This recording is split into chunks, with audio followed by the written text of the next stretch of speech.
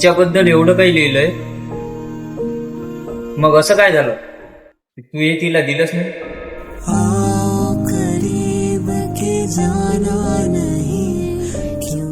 हे फक्त पत्र नाही,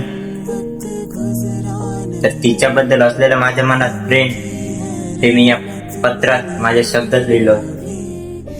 पण तिला हे द्यायच्या अगोदरच कतरा कतरा कर समेटी है यादें, बिखर न जाए कहीं. हॅलो, कसा आहेस? मी मस्त. बरं ऐक ना,